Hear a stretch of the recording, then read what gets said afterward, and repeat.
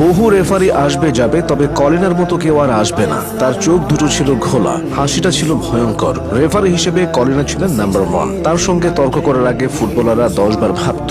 মজা করে বলা হতো বাঘের মুখ থেকে ফিরে আসা যায়, কিন্তু কলিনার থাবা থেকে ফেরা যায় না। তার দৃষ্টি ছিল ঈগলের মতো প্রখর, সিদ্ধান্ত ছিল কম্পিউটারের মতো নিখুঁত। কলিনার পুরো নাম পিয়ের লুইজি কলিনা। জন্ম 1960 সালে উত্তর ইতালির বোলোনিয়া শহরে। মা লুজিয়ানা কলিনা ছিলেন শিক্ষিকা, বাবা ছিলেন ইতালির প্রতিরক্ষা মন্ত্রণালয়ের কর্মকর্তা। তার দুরন্ত শিশুকাল কেটেছিল রাস্তায়, পার্কে, বন্ধুদের সাথে দৌড়ে বেরিয়ে আর ফুটবল খেলে। ফুটবলার হওয়ার স্বপ্নকে সামনে নিয়ে কলিনা স্থানীয় ফুটবল একাডেমিতে ভর্তি হয়েছিল কিশোর বয়সে। 17 বছর বয়সে এসে কলিনা বুঝতে পেরেছিলেন পেশাদার ফুটবলার হওয়ার জন্য প্রয়োজনীয় স্কিল তার নেই। ওই সময় এক বন্ধুর পরামর্শে রেফারিং কোর্সে ভর্তি হয়ে যান তিনি। শুরুতে কৌতূহলবশত কেবলমাত্র অভিজ্ঞতা অর্জনের জন্য এ কোর্সে গেলেও ভাগ্য সহায় থাকায় মাত্র 30 বছর বয়সে ইতালির প্রথম সারির লিগ সিরি আর ম্যাচে রেফারিং করার চান্স পেয়েছিলেন তিনি। সেখান থেকে আর পেছনে তাকাতে হয়নি সর্বকালের সর্বশ্রেষ্ঠ এই রেফারিকে। মাত্র 35 বছর বয়সে কলিনা আক্রান্ত হয়েছিলেন অ্যালোপেশিয়ার রোগে। এ রোগের কারণে